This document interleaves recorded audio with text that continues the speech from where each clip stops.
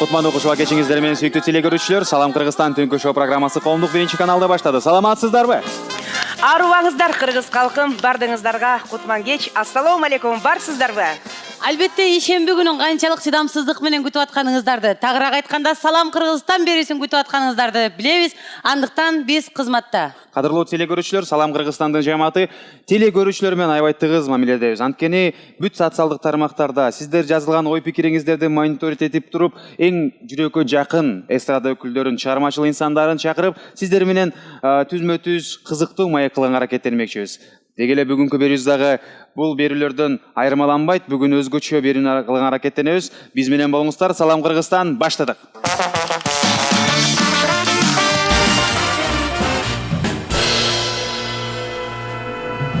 Бүгүн бизге кандай оригиналдуу, ушундай сонун коногубуз келди, билесиңби? Ким экен? Ким экен? Тико. Сиз аны али угуп элексиз анда? Эмне болду эле? Мен билдим ким келерин. Ал азыр Тико эмес, ал жип болуп кеткен. Кой? Азыр жип ой. Мен да билем. Бул агабызды аябай баалайбыз, Сиз деле. Азыр келсем да жуу деп айтыш керек экен жип. Кандай керемет ырларды ырдап, ар бир кыргыздын жүрөгүнөн кирип Болду, баарын айтпай Санжарга дагы бир нерсе калды. Санжарга чакырып. Албетте эле бир кол чаап дүркүрөтүп тосуп алсаңыздар, кадырлуу меймандар, ырчы, автор, аткаруучу жана таланттуу музыкант Гүлжигит Сатыбеков Салам Кыргызстандын төрүндө. Кол чаабыңар. Ай баракелде. Саламатсыздарбы? Катыра кол чаалар. Жакшы, рахмат. Амансыздарбы? Бисмилlah. Куш келипсиз. Канчадан бери сизди күтүп жүрдүк элек, биз эмес, эл дагы качан биздеги Гүлжигитти чакырасыңар деп атып, мынакей бир күнү убакыт сааты келди. Куш келипсиз биздин Рахмат, кош келдик.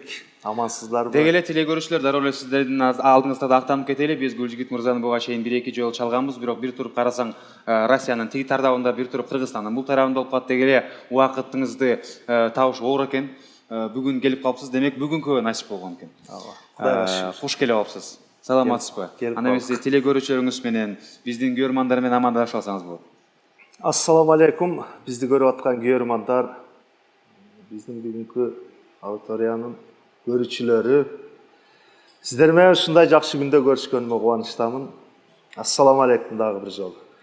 Алтындай убактыңызды аябастан келгениңизге дагы чоң рахмат. Анан кийин сиз ырчыдай эмес, депутаттай сүйлөп атасыз го. Мындай кенен отуруп сүйлөңүз.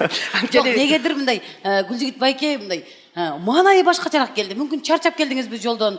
Же мынакей жумуштардан бошобой, күндө майрам, күндө той, күндө концерт, ушулардан чарчап атасызбы? Жакшы эле, уйкудан туруп келип атабыз. Уйкудан жаңы ойгонуп келди.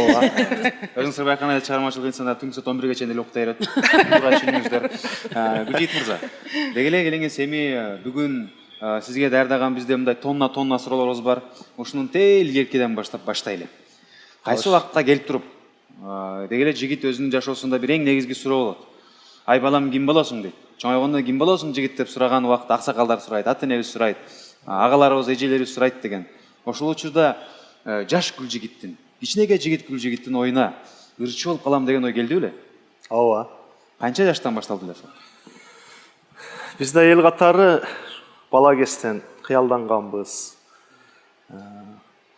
Мектептердеги ар кандай кароо сынактарга активдүү катышчу болчук. Анан 92-90 жылдары Бекборбиев жана Бактияр Токторов деген биз тобу деген бир түшүнүк келген бизге, жаңы ушундай сындар пайда болгон. Ошо чөйрөдө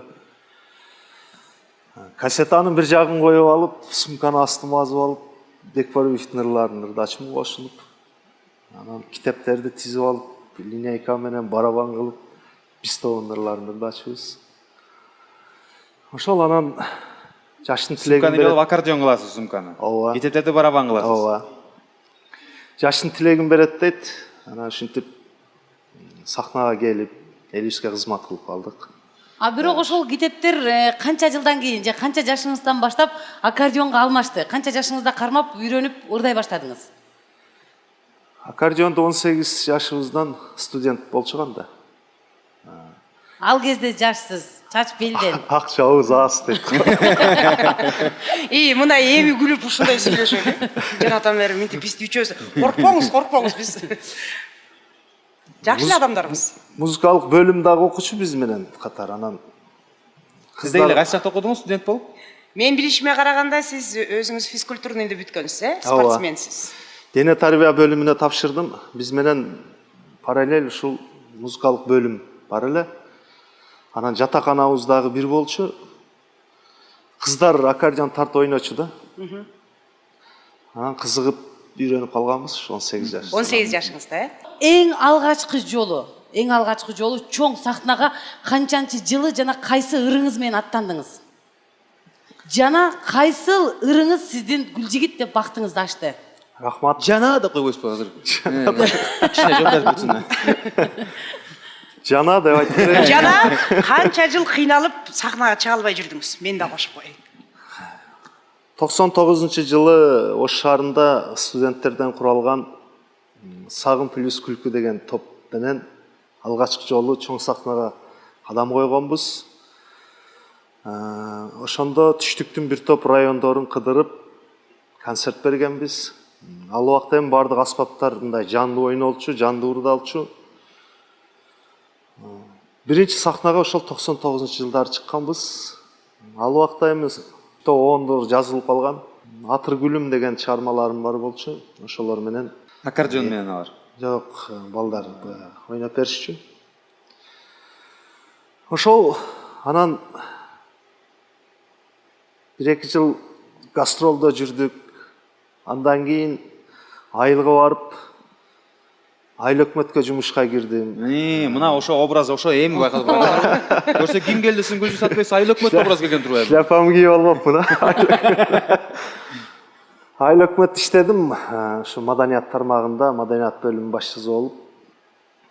Ал жакта 1,5 жылда иштеп, анан 2006-жылдары Бишкек шаарына келдим. Бишкекке келип, кафелерге музыкант болуп орноштум жумушка. Ошол жерден ырларыбыз жазыла баштады. Эл катары эле баштаган турбайсыз? Эл катары. Ооба. Анан ошо алгачкы ырларыбыз Коштошуу деген чыгарма менен мындай Билген жоксуң, э? күйөрман жыйнадык деп айта алам. Мен Гүлжан экөөбүз аябай азыр эле. Я ушуну тартышып мушташып кетем деп Ооба, тартышып атканбыз. Мен айттым. Жер жерде мен токтотуп калбасам, биякта тытышып кетишмек. Коштошуу менен Коштошуу деген ырыңыз менен Билген жоксуң экөө чогуу бир ыр. Бир ыр. Ооба, ушу менен элге таанылдыңыз. Коштошуу аты, билген жоксуң фамилиясы. Yes, мен уттум. А мен Айбике деген. Айбике эми бул ырларыбыздын сап башы чын эле. Ошо Айбике сап башы деп айттым эле мен. Ооба, Айбикени биринчи жолу студиядан жастырып. Бирок ал билген жоксуңдан мындай пасыраак, а? Ооба. Ошондон. Анда эмесе Трамплин эми Коштошуу деп ошо трамплиниңизди дагы бир жолу эске салалы. Туугандар, канча жылдар мурун ушул ыр менен элге таанылган Гүлжигит мырза азыр эми наам алып турат. Спорт ордосунда берген концерттеринде жөн турганга да орун жок болуп турган кезде алгачкы болгон ырын бир Салам Кыргызстанда эксклюзив сиздер үчүн Гүлжигит мырза өзү жан менен ырдап берсе. Чогурдасак да болобу? Албетте биз кошулуп турабыз. Сиздер кол чаап туруңуздар.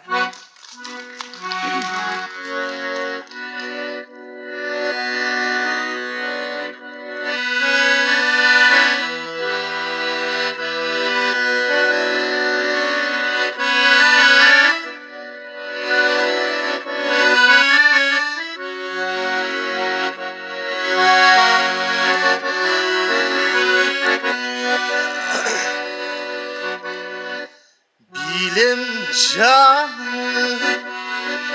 tarınasın mağada Aytmasan da gözlerinden tuyan var Bilgen çoksun Yüreğimdin ezilgen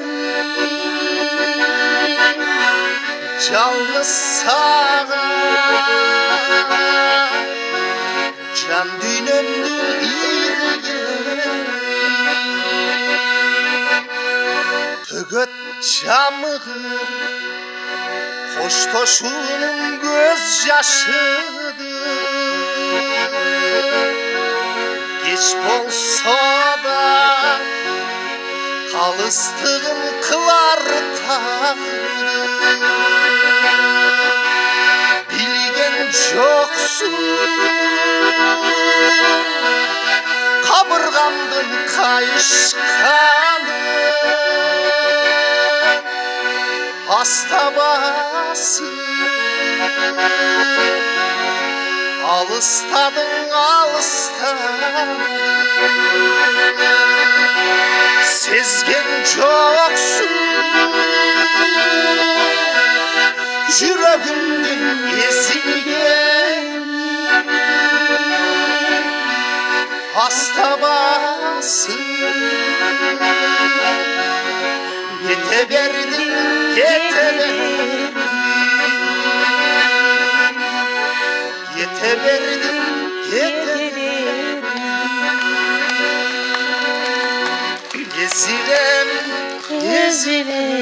Ай барекелде, кол чалат. Кадірлі телекөрушілер, жаңы эле кошулгандар бар болса эстетип өтөлү. Бул Салам Кыргызстан, Салам Кыргызстандын төрүндө республикабыздын эмгек сиңирген артисти жуп Гүлжигит болсун. Сатыбеков мырза отурат.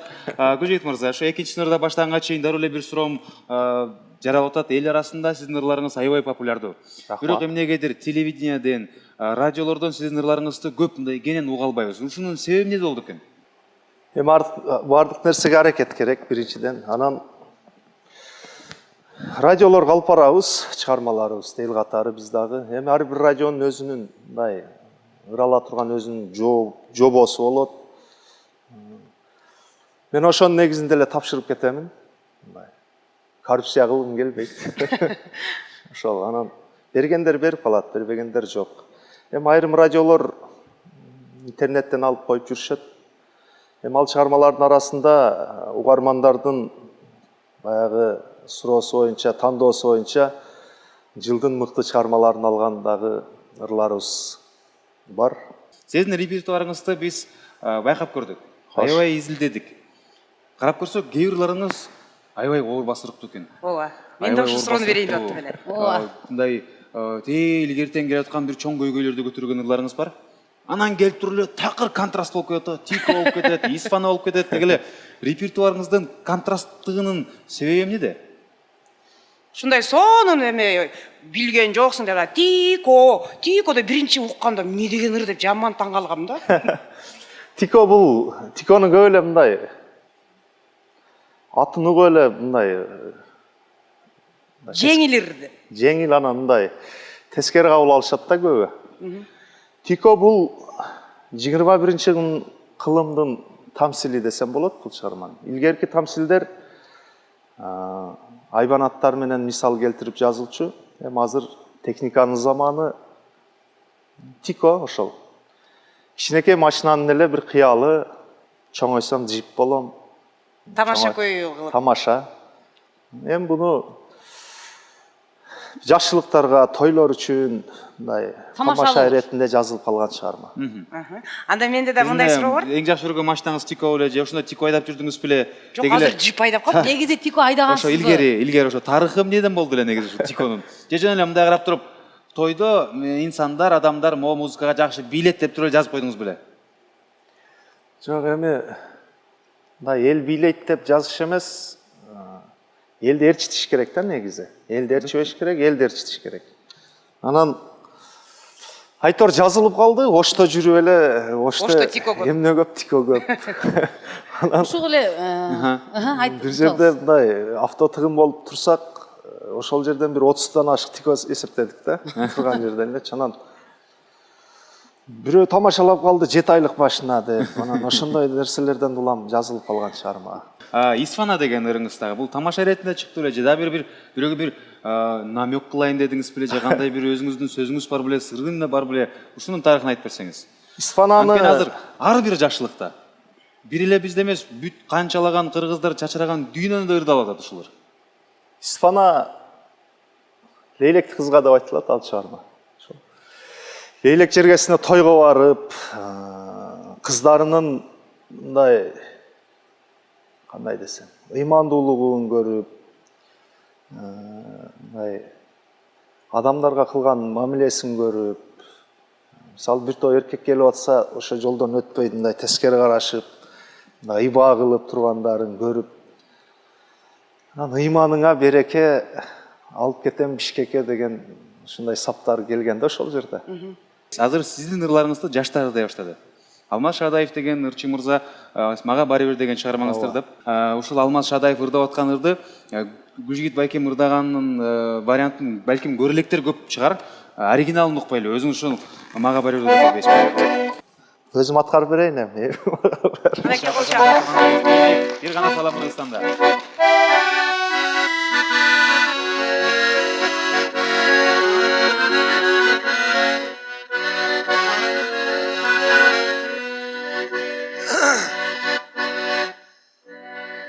Барп атабыздын стилине салып берейин.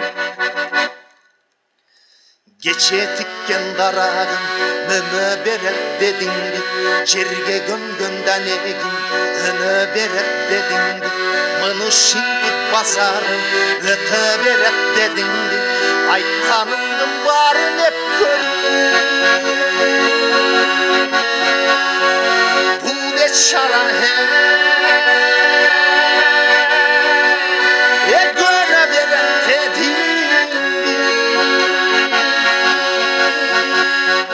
көнө берет дедиңди.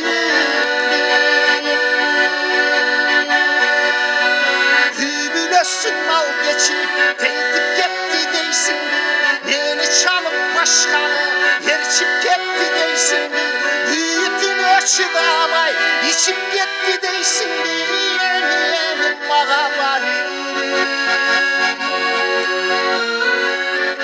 Yoktuğuma şükür deysin, geç düşünüp geçir deysin.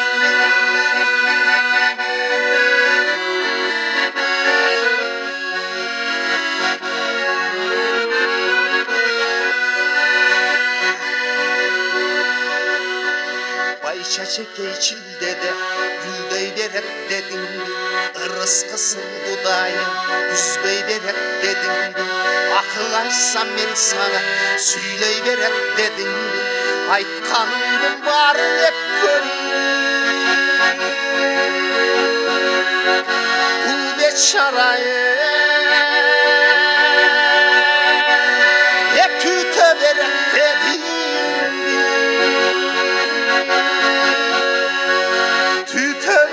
Dedim,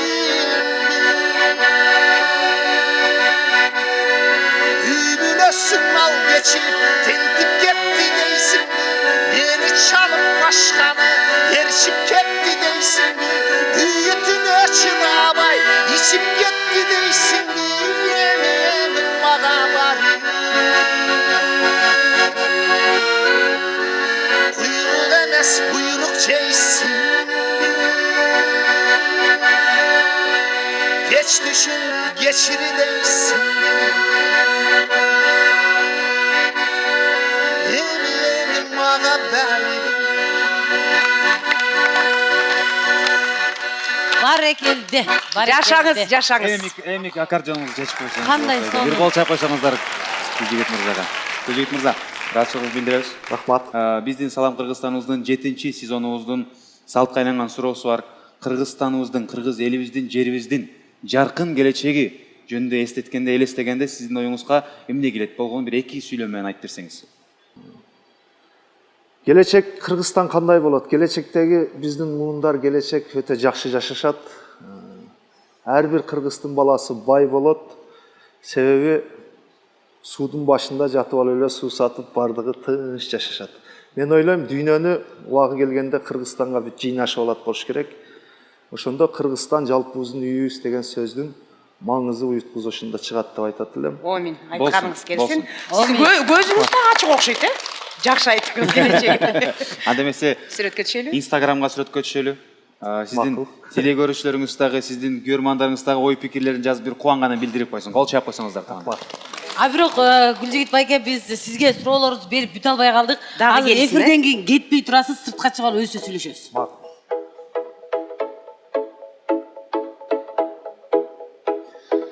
Анда эмесе байкем, келиңиз ортого чакыралы. Биздин реквизитибиз даяр. Сизге бир тамашалоо оюн даярдап койгонбуз. Сиздин да тамашалоо ырларыңыз болгондой эле бир кол чаап койсоңуздар болот. Келиңиз. Гүлжигит Сатыбековго даярдалган оюндарыбызды, реквизитибизди алып чыксаңыздар.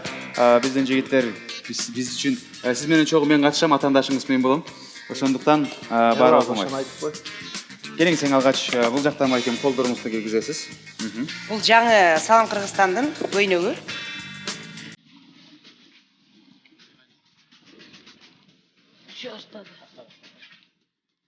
Гүлжигит Садыбековдун күйөрмандары катуураак кол чапып коюңуздарчы. Кимибиз канча экенин бир текшерели. Гүлжигит Садыбеков versus Салам Кыргызстан. Салам Кыргызстандын күйөрмандары кол чабалар.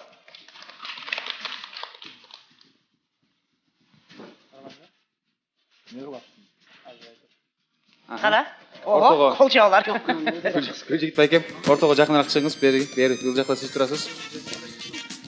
Байкем сиз мындай артты карап турасыз. Мен сизге мондайдан турам. Экөөбүз так 2 кадам 1-2 деп жылабыз дагы, бири-бирибизди карайбыз дагы байке. Сизге келгениз тапанчаны берели.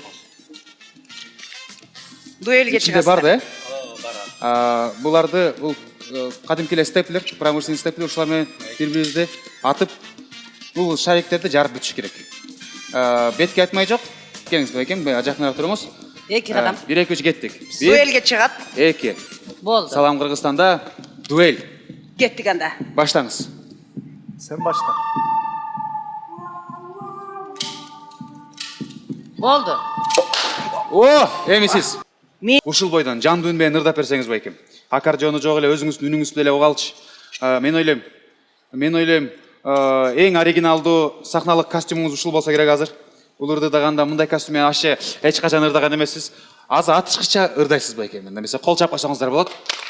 Баштаңыз. Koy Sancar. Koy Sancar. Da frek. Onu alыңыз. Баштаңыз.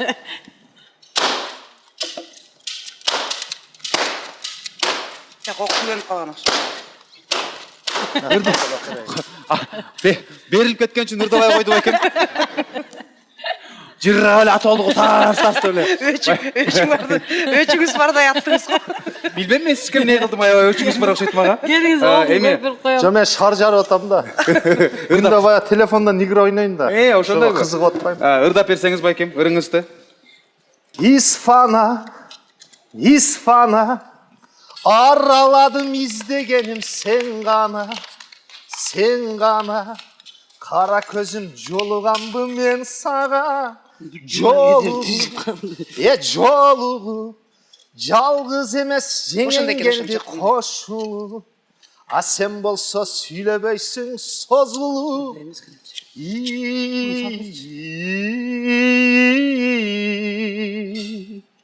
не кыласың лейлekte алып кетем Бишкекке Кол чаптырабыз. Жүгөрүнү мәкә дейт байкеде бей аба дейт сөздөрүңө байланам да карындашым вай сиз да мага жагас дейт окуйсузбу намаз дейт ананайын вай кой жеңе Анда эмесе байкем эми кол менен эле жарабыз. Эң биринчи жарып бүткөндү утат деп коелду. Ошондой ошо менен эме кылабыз. 1, 2, 3 кеттик. Өзүңүз жарып баштайсыңыз. Мындай жарып. Кол чабалар. Салют. Гүлжигит мырза өтүп кетти. Кол чабалар. Саламатсыз. Рахмат. Игілік қалайын. Салам Кыргызстанға келгеніме, сіздер менен ушул пикир алышканыма ыраазычылык билдирем. Аман болуңуздар, көрүшкүчө. Саламатта туруңуздар. Сизге дагы чоң ыраазычылык билдиребиз, атайын алтындай убактыңыздарды бөлүп келгениңиз үчүн. Себеби бул жашоодо сен үчүн эң кымбат белек бул сага бөлгөн убакыт экен. 1 саат болсо да бизге убакыт бөлүп келгениңизге ыраазычылык билдирип, биз келген конокторду эч качан куру кол кайтарбайбыз. Сизде ушундай татынакай акелерибизди в общем кайтарганга болбойт. Сизге биздин Салам Кыргызстан берүүбүздүн башкы демөөрчүсү Шоро компаниясынан биздин Шоро байке өзү сонун суусундуктар менен сыйламакчы. Кол чабалар менен тосалыңыздар. эң негизги айта турган нерсе ден соолукка пайдалуу гана азыктар Шоро компаниясынан Шоро бул күч кубат жана албетте эле жеңеме окуйтиңиз, балдарыңызга окуйтиңиз, куруту бар, жармасы бар, бозосу бар жана максымы бар. Гүлжигит Сатыбеков, салам Кыргызстанда. Мунун баары сизге бай. Рахмат. Мынакей. Биринчи жолу бизге коноктор алгыла деп ос дейт атат. Кол чаап коюңуздар. Ушундай берешен Гүлжигит Сатыбековго дүркүрөгөн кол чабуулар. Анда эмесе экеңизге дүркүрөгөн алкыш менен Гүлжигит Сатыбековду атмакчыбыз. Шоро байкем мотоциклине отургузуп сиз жеткизип койбосун байке. Кол чабууларыбызды атпаңыздар. Жеңеме сөз соос дегизиңиз.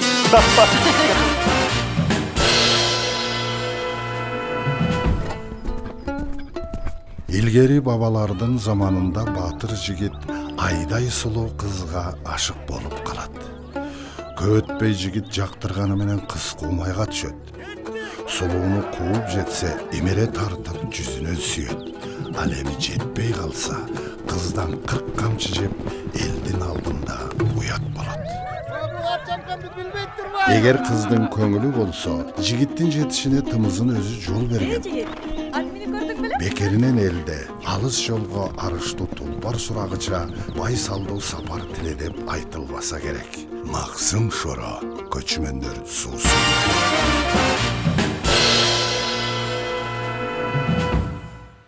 Эмне санап атасыз? Бизде 3 атактуу эмгек сиңирген ырчылар бар го. Ошонусу кимиси примадонна деп санап атам. Жок, антип ким сулуу деп сурап берейинби сизге? Ким сулуу? Мен сулуу. Менден кийин сен сулуу. Жагы. Экөөбүздөн тең Айчүрөк эже сулуу. Айчүрөк эже келиптирби? Примадонна, Айчүрөк эже, Албетте эле кадырлуу телекөрүүчүлөр, өзүңүздөр байкап түшүнүп калсаңыздар керек. Салам Кыргызстандын кадырлуу коногу, төрүбүздүн кожойкеси, эстрадабыздын жаркын жылдызы, республикабыздын эмгек сирген артисти Айчүрөк Иманалиева. Салам Кыргызстанда. Тосуп алыңыздар. Саламатсызбы? Саламатсызбы? Амансызбы? Куш керексиз. Кол чабуулар менен туугандар. Саламатсызбы эжеке? Куш келипсиз? Рахмат. Жаркылдап жайнап келип калдыңыз. Буйруса. Эмне эле биздин студия жарык болуп кетти деп эле кайсы конок десем Айчүрөк өзүм апчем келген турбайбы? Куш келипсиз? Кайрадан биздин студияда жолукканыбызга биз кубанычтабыз. Бир дүркүрөтүп кол чаап койбойсуздарбы, достор? Кадырлуу телекөрүүчүлөр, алыстабаңыздар, анткени азыр ушул убакта көптөн бери күтүлгөн Айчүрөк айым келип отурат. Эң алгач келиңиз сиздин көрөрмандарыңыз менен амандашып алсаңыз болот. Аман эсен келип алдыңызбы? Рахмат. Кутмандуу кечиңиздер менен улуу урматтуу кыргызстандыктар. Айчүрөк айым, деги эле бүгүнкү күндө биз сизди чакырып атканыбыз өзгөчө бир себеби бар. Берекелүү күз мезгили келди. Күз менен чогуу аябай элдердин баары жарыша башташат. Кимиси жыйынтерин чогултса, кимиси уул кыздарын үйлөнсө, кимиси албетте эле ушул жакшылыгы уюштуруп берип атса, ал эми кимден ушул жакшылыктар жөнүндө, ушул деги эле берекелүү күз жөнүндө кимден сурамак элек, сизден сурабасак туурабы? Рахмат чоң. Күз кандай башталды эжеке? Эми күз болобу, жаз болобу, кыш болобу, эң негизгиси адамдын жүрөгүндө тазалык болсо, ар бир мезгилдин өзү кымбат деп мен эсептейт элем да. Анан ансыгандай албетте күз мезгилине кайрыла турган болсок, баягы күзүндө, берекелүү күздө эне катары, кожойке катары, албетте мен балдарыма, үйдө жөнөкөй эле аял заты катары балдарыма бардык помидор, бадыраң, ошондой эле ар кандай вареньялардын түрлөрүн жасап, азыр той топурлардын күчөгөн маалы.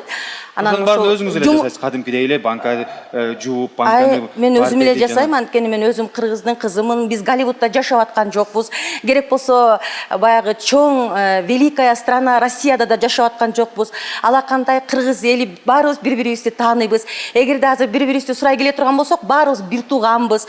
Азыр 6 миллионго жакындап калса кыргызстандыктардын саны деп, ошолордун бир 4 миллиондон ашык 5ке жетпеген кыргыз элебиз да. Анан мен эч жумуштан коркпойм, албетте өзүмдүн колум менен балдарыма бардык ошол соленья, ошол күздө баягы бардыгы арзан болот деп коет эмеспи. Үйдө өзүм кожойке катары тойлордон келгендейин түнү менен, азыр болсо жакында өзүмдүн юбилейлик концертиме даярданган турам. Ошого карабай үй бүлө үчүн аракеттенип атасыз. аракетимди аябай жасап, соленья, вареньянын баарын жасап аткан учурум. Айшурек Иманалиеванын үйдө кожойке болуп фартук тагынып варенье жасап аткан элестетиши бир аз болду. Жок, фартугу жок. Фартугу жок эле. Айчурек Асылбековна, айтсаңыз, азыр үйдө кожойкемди айтайын. Азыр бардык кожойкелер дагы ошо туздамай, салат жасамай деген азыр бардык эле башталат. Кимди туздамай? Бадыраңды, анан кийин бир өзүңүз жакшы жасаган үйдө балдарыңыз, жездем жакшы көргөн бир салаттын бир рецептин айта кетпейсизби? Мен өзү негизи бардык соленья болобу, вареньялардын түрлөрү болобу жакшы эле жасайм. Анткени ушунчалык опыт чоң да эми. Бирөөсүн рецепт. Анан кийин бирөөсү болсо, мисалы баклажандан жасалган салатты үй бүлөм аябай жакшы көрүп жейт. Ошондой эле жора жолдоштор, достор келгенде баягы беребиз, үйдөн көрүшөт, рецепттерин алышат дагы, анан ошондой баклажан жасашат. Чоң жашынакай сага окшогон, сирге окшогон жакшы баклажандарды алабыз. Ал чоң болуш керек сөзсүз түрдө. Тазалайбыз, жакшы майга жыты жок кууруйбуз. Анан кийин 1 литр банкаларды алдын ала стерилизировать этебиз. Ал банкага куурулган баклажанды салуудан мурда 1 кашык уксус кошобуз, 2 чай кашык кант кошобуз, 2 чай кашык туз кошобуз. Анан кийин баклажан эртерээк мурун даярдалып турган мондай колечкалар менен орусча айтканда пиязды, ошондой эле көк, кызыл перецтерди, анан помидор, анан үстүндө слой менен кете берет дагы. 40 мүнөткө алдына марля коюп, банкалар жарылып кетпеш үчүн 40 мүнөт кайнатабыз. Чеснокту унутуп коюп турум, 5-6 чеснок. Анан кийин кайнатып атканда банкаларды жаппайбыз, анткени атып кетиши мүмкүн. Аларды кургак чүпүрөк менен чыгарып алабыз дагы, закручивать этебиз дагы, орусча айтканда вверх дном деп коет. Мындай чалкасынан жаткырып туруп 1 суткага укутывать этип коебуз. Анан жейсиңер. Бардыңыздар түшүнүктүү эле болду, жазып алдыңыздарбы, же түшүндүңүздөрбү дегенде. Бирок көпчүлүк кыргыз эли биздин Айчурек эжекебизди үйдө жумуш жасабайт болуш керек деп ойлойт. Ким айтты? Негизи. Ким айтайынбы деп? Ким айтты? Себеби ар дайым көбүнчө эле сахнада жүргөндөрдү булар иш кыла албайт, нан жеп албайт, тамак жасай албайт. Булар жалаң эле сахнада ырдап жүрөт дейт да. Жасай албайт деген туура эмес. Баарын жасайм. Анткени мен жасабай койгондой, күздү пайдаланбай койгондой, мен мисалы бай адам эмесмин. Ошондуктан Кыргызстанда эми албетте миллионер, миллиардерлер көп, бирок эң негизгиси мен үчүн ички дүйнөсү миллионер адамдар аябай жагат да. Анан кийин мен албетте өзүм жасайм. Дайзира кичинекей кезинде Алина эжекеси менен мүмкүн үйгө келип калган болуш керек да. Анан кыргыз кызы үчүн, өзү негизи накта аял заты үчүн жумуш уят болбош керек. Бардык жумуш өзүнүн бир керемет жактары бар. Ошондуктан мисалы пол жууса дагы ошону жакшы жууа билген адам жууш керек. Полду да шалпактап жууп кетет да, карасаң аркасында мындай издер калат да. Ар бир кесиптин өзүнүн мындай эси болуш керек деп ойлойм. Бардык биздин көрүүчүлөргө дагы аябай эле кызык болуш керек. Сиздин эртең менен туруп, кечке чейин кылган жумушуңуз айтып берсеңиз. Күнүгө көнүмүш турасыз, жуунасыз, боёносузбу? Же болбосо үйдө боёнбой эле ошо жумуш. Туруп эле боёнбойм, мен эфирге келгенде гана боёнум, тойго барганда гана боёнум. Анткени деген биздин терибиз эс алыш керек. 30 жыл дайыма териге упа жаап, туштарды боеп жүргөн бул оңой эмес. Ошондуктан эртең менен турганда эле мен балдарымдын бетинен сүйөм. Өзгөчө кичинекей кызым эми мен үчүн, эне үчүн бардык балдар 40ка чыкса деле бала кыз боло берет экен да. Анан Айлита азыр көп соц тармактардан сурап калышат, Айлита канча жашта депчи. Айлита 13 жашар, ошон үчүн мага 13кө чыкса дагы мен үчүн кичинекей болуп Арленим деле мисалы 18ге чыгып 19га кеттим, мен үчүн балам, кичинекейим, сасыгым деп эркелетем. Эне үчүн бала эч качан чоң болсо да кичинекейдей көрүнөт экен. Ошондуктан эртең менен турганда эле Назира мен кучактап эле балдарымды өбөм, жанымда жаткан Айлитамды өбөм. Албетте эле 30 жыл бул чоң мээнет, чоң убакыт. Жана айта турган нерсе көп биз менен тең болгондор 30 жылдык тажрыйба эмес, деги эле өздөрү 30га чыга элек. туурабы Айчүрек айым ошо 30 жылдын ичинде анекдот айттырып сизди кыйнабай эле коелук, сөзсүз түрдө кызыктуу окуялар болгон, казустар болгон. Ошол жөнүндө айтып берсеңиз, эң эсте калган, уктап турганда эле дароо эле эстеп кете турган бир окуялар сөзсүз түрдө сизде бар, жок болушу мүмкүн эмес. Ошондой бир окуя менен бөлүшүп өтсөңүз. Жашоодогу балким кызыктуу концертте болгон, балким жөн эле сахна артындагы жашоодо болгон. Ошо биздин сиз менен тең кесиптештерден укканда, сиздин үйдө бир кичинекей күчүгүңүз бар экен. Анан кийин үйгө азыр мышыгыбыз да бар. Жок, мурда экен да, ошо мен Жакшы көрөбүз. Эме тамак аштарды алып келип, продукт алып келип, эшиктин алдына коюп, анан телефон чалып калган экен да. Анан сиздин итиңиз колбасаны сүйрөп баратканда, ошол бир кызыктуу окуяны мен улуу кесиптештериңиздерден уккам, ошону өзүңүз айтып берсеңиз. Мына кызыктуу окуяны эсте албайм деп атам, сизге эске салып турайлы. Эми Восток 5 эмес, анда биз жаңы чыгып атканбыз. Мерген, жаныбызда Алина, анда Фучик жакта жашачубуз, бир батирде турчубуз. Андан кийин акчабыз деле аста, жаңы чыгып атсак, анан баарыбыз акча чогултуп, анан докторский мындай колбаса алып келдик. Жумуртка менен кууруп жейли деп атабыз. Эми канча 25 жыл болуп калды го, 28 жыл өтүп кетти. Анан бири чуркап келип туруп эле колбасаны ошол бойдон көтөрүп кетип баратпайбы. Мерген, ай Чуня, колбасаны алып келдим, мен боз аркасынан колбаса деп кыйкырыпчу. Ошо бирдемени чечип атканбыз, сүйлөшүпчү. Сиз телефон менен сүйлөшүп аткан деп уккам да. Айчүрек эжем аябай тартиптүү. Колбаса деп иттин артынан Жок, болду. эме, мен мындай деп уккам, тартиптүү болуп, телефондо улуу бир киши менен сүйлөшүп, саламатсызбы деп аябай назик болуп сүйлөп атты. Ти ит колбасаны сүрөп барды. Колбаса!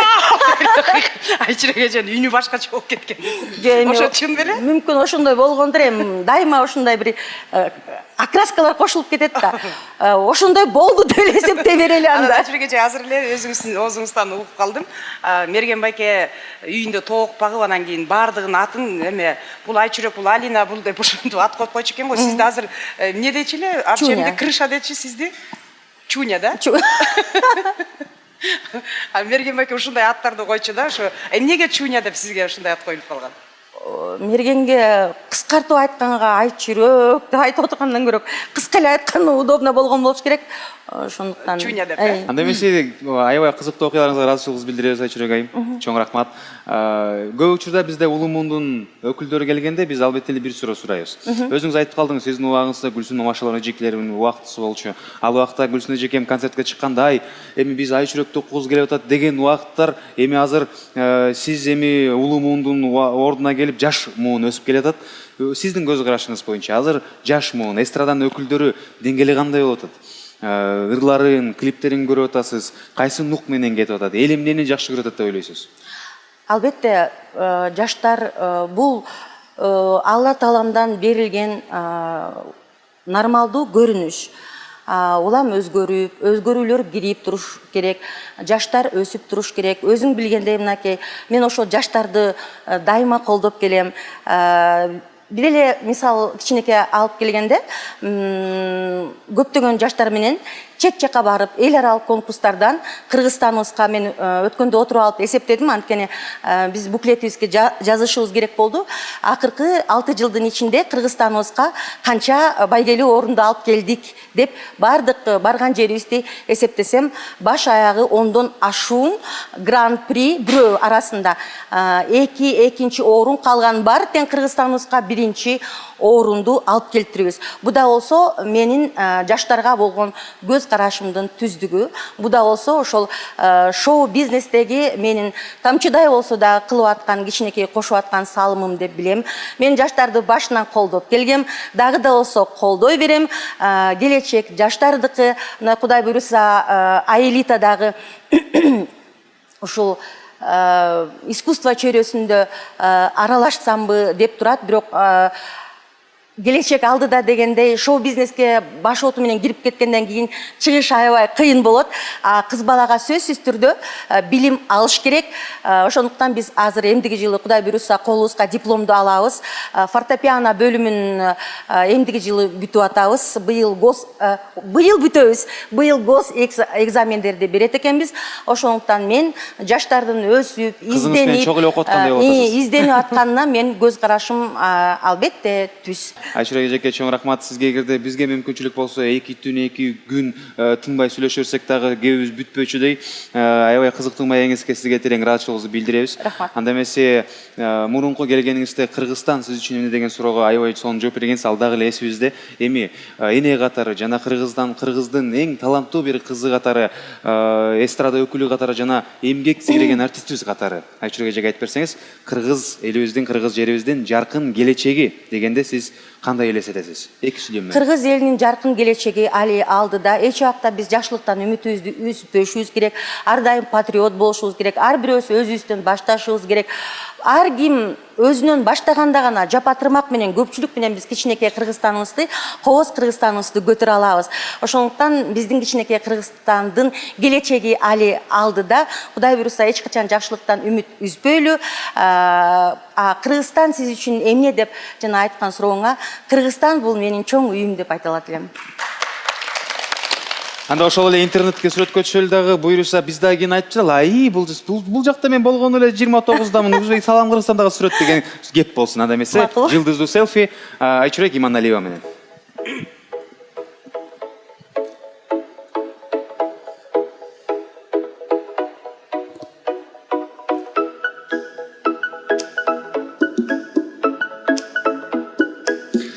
Айшура эжекем, анда сиз билесиз, жанада сахна артында ай Санжар мага кандай оюн даярдадың дегенде мен эми бияк кылып айтпай койгонго аракет кылдым. Эми келиңиз кожойкелер, биздин столдун эки тарабына өтүп бериңиз. Айшура эжекем сиз бул тарапка, Гүлжан айым сиз бул жака, Назира эжекем экөөбүз бул жакта туруп турабыз. Деги эле сиз өзүңүз айтып калдыңыз, Россия Федерациясында, Россия телевидениясында Поле чудес деген дагы жакшынакай бир долбоор бар. Петросяндын долбооруна жакын, бирок ал жакта күлкү аз болот. Бирок биз дагы ошо Поле чудес менен Кыргызстанды жана кожойкелердин жашоосун аралаштырдык. Өзүңүз байкагандай эле 1 2 3 4 5 6 7 8 табактын ичинде түрдүү тамактар бар. Жана ортодо бул коюлтулган сүт азыгы, бул сгущенка. Кадимки сгущенка. Азыр Поле чудестегидей эле сиз айландырасыз. Айланганда кайсы табак токтосо, ошол табакты ачып туруп, ошонун ичиндегини кааласаңыз кол менен, кааласаңыз бул жакта вилка бар, вилка менен алып туруп, обязательно сөзсүз түрдө сгущенканы алып туруп жеш керек болот. Мен сизге сөз бербейм, муна кээ бир нерселери сгущенка менен такыр аралашпай турган нерселер дагы болушу мүмкүн. Ошондуктан эң алгач сизди кыйнаганга чейин мен Гүлжан эжекемди кыйнайт, сиз баштайсыз.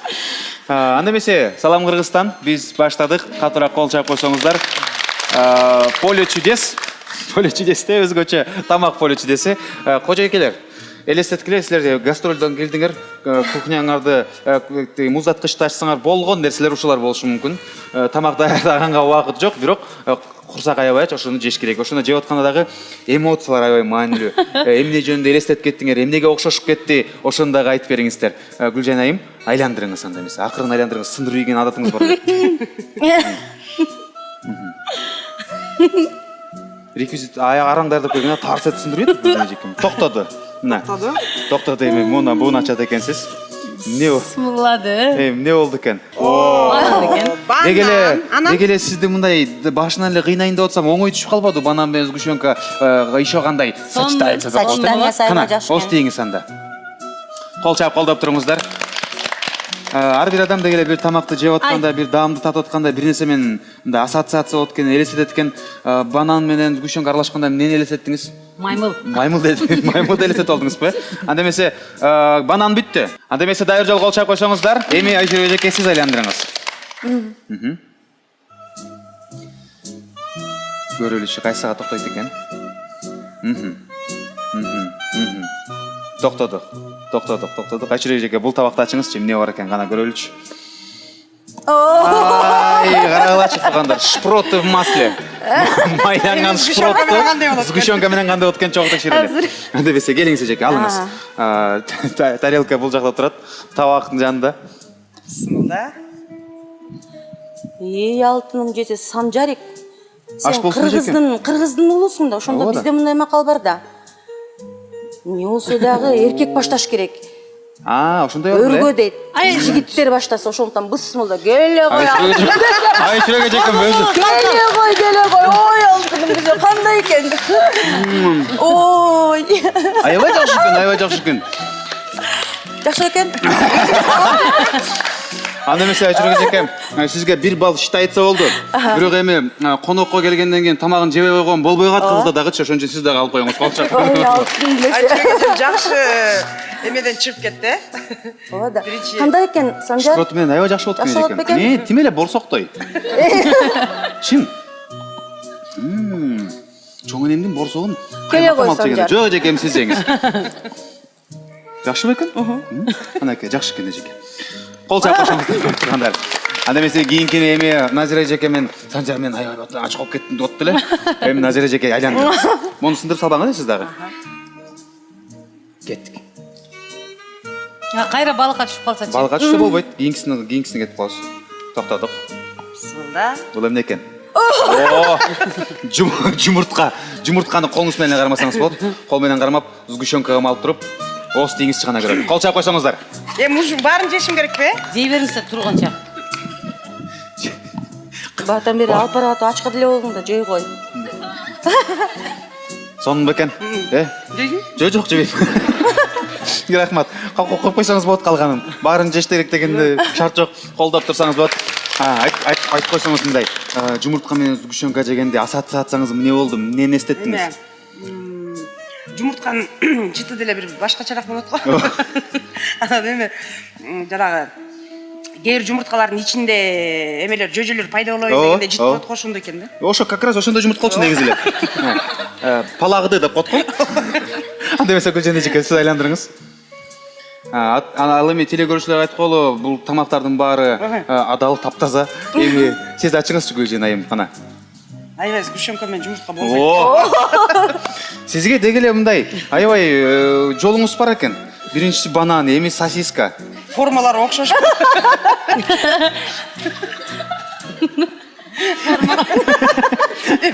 Эмне дейсиң? Анда муну эле алып жибейм.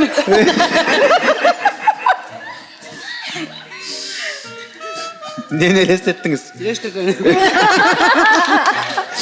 Банан жегенде маймылды элестетсеңиз, сосисканы жегенде бир уйду элестетип коюпайм мен сизди. Анткени бул адал сосиска. Анда эмесе айландырыңыз Айчүрөк айым. Сизге келдик. Жүрөгүм айланып атат дагы. Жумуртка менен сгущенка такыр болду. Жумуртка менен сгущенка такыр болбойт. Жебегиле болбойт экен, жүрөгүм айланып кетти. Гастролдон кийинки муздаткычтагы тамак. Бул эмне экен? Помидор. Помидор менен сгущенка кандай болот экен? Айчүрөк айым. Анда эмесе сизден күтөбүз. Катуураак кол чаап туруңуздар. Санжар. Кадырлуу меймандар. Ичинде ойлоп атасың да азыр мага берет деп. Өзүм эле жейм деп койдум. Жакшы, мага откана караганда өзү жебей калдык ошо тия. Аябай коркуп турган кезим. Жашына кайрак. Бекер эле жегиң келе берет турбайбы сен, да? Бул жакта жекем кол сүрткүчтөрүбүз бар, майлыгыбыз бар. Помидор менен сгущенка окшошобу экен? Жакшы эле экен? Эмне болду жеке, апаптап коеюнбу? Баары жакшы эле, кубара баштадыңыз го. Жакшы. Жакшы, баары. Болгону 3 табак калды, ардактуу айымдар. Анда эмесе Назира жекем сиз айландырыңыз. Эгерде ачылган табакка түшүп калса, кийинкисине жылдырып коебуз. Поле чудесте бизде приздердин ордуна тамак илгерки Табактарым дагы аябай эме экен. Кана, ачалычы. Бул жакта эмне бар болду экен? Лимон. Баракелде. Лимон менен сгущенка мен ойлойм сонун эле болот окшойт. Бирок лимондун баарын жеш керек экен. Кана, колчаалар биздин бул жакта карап аткан күйөрмандарыбыз эле, теле көрүүчүлөрдүн мурун силер да кыйналып кеттиңиздер окшойт, Баары монда отурат го. Ошон үчүн койдурган табак. Сүттү көбүрөөк кошту.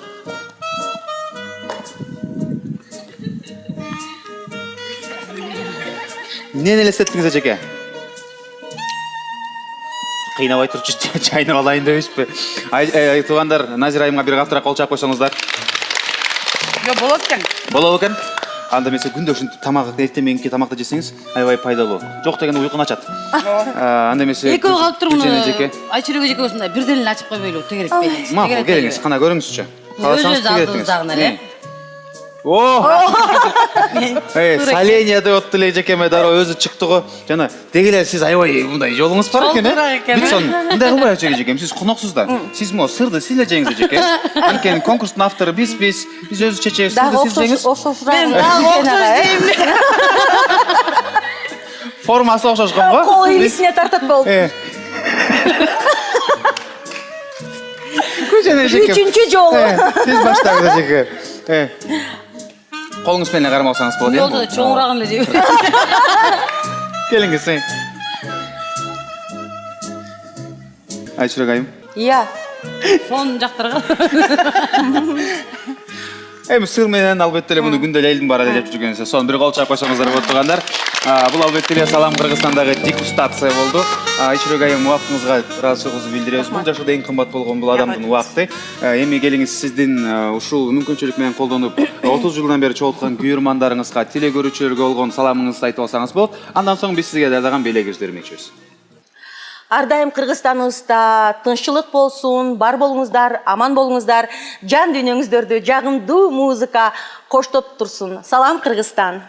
Айчурак эжеке, Салам Кыргызстандын башкы демөөрчүсү Шоро компаниясынан ден соолукка пайдалуу азыктарды бизге айгырак болгондо даярбыз. Шоро байкемди тосуп алыңыздар, кол чабарман.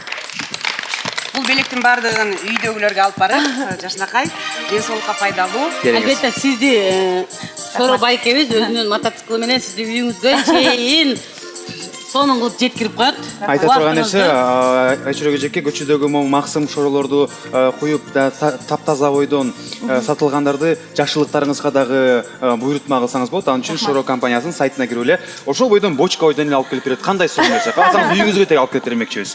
Анда эмесе чоңураак болот. Мунун баары сизге Шоро байкем азыр мотоцикл менен жеткизип коет. Иттен чыгарып коелу сизди. Кол чаап койсоңуздар болот кадырлуу меймандар.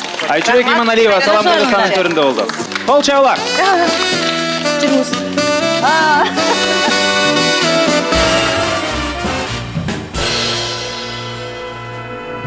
Урматтуу сулуулар, урматтуу айымдар, мээримге барыңыздар. Сулуулук дүйнөнү сактайт демекчи, баардыгыңыздарды мээрим эшигин ачып күтүп отурат. Кандай сонун кийимдерди кийесиздер, кандай жарашыктуу көйнөктөр деп ар бир айымдар сурап келесиздер. Эгерде татыктуу көйнөк кийгиңиздер келсе, төмөнкү дарекке кайрылыңыздар. Урматтуу кыргыз калкым, пайдалуу Максым Шоро сиздер үчүн тартуулайбыз. Анткени Кыргызстандан чыккан эң пайдалуу Максым Шоро. Жакшылыгыңыздарда башка зыяны бар газдалган сууну албастан Максым Шорону сиздерге сунуштайбыз. Тойлорубуздарга башка суусундуктарды алып акча кетирбезден жана көчөдө моундай бочкалардан ичебиз го, таттуу болот. Ошону заказ берсеңиздер бочкасы менен апарып коюп берет. Шоро сиздердин жакшылыгыңыздарда кызмат кылсын. Эхей. Шоро байкем өзү апарат бочка менен.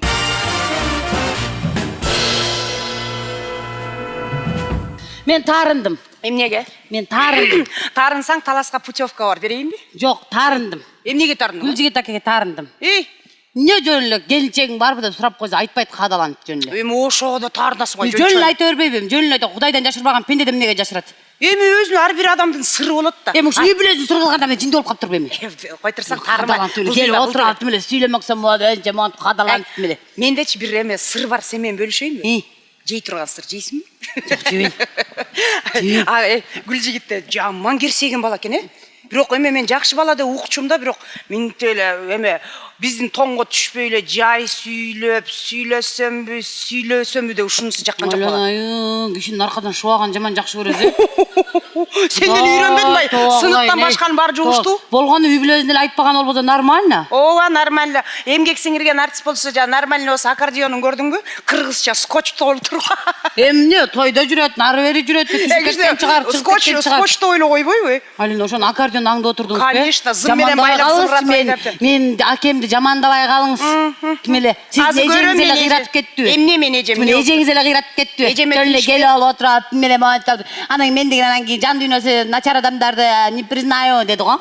Мен эжеме тийишпесең ушу. Сиз эле мен акеме тийиш атпайсызбы? Эжемдей боло албайсың. Мен акеме биринчи мен акеме тийип албайсың. Аккордеонуна тийип отурсуз. Аккордеонуна тийишпейсиз. Анда кыйын болот, мен эжеңиз аккордеон которо бербейт. Колдай тилиңе каратасыз, тишке жакшырт. Салфетка менен сотрясение кылып коем керек болсо, уктуңузбу? Комузун көтөрө келип. Мен акем нормально бербейм.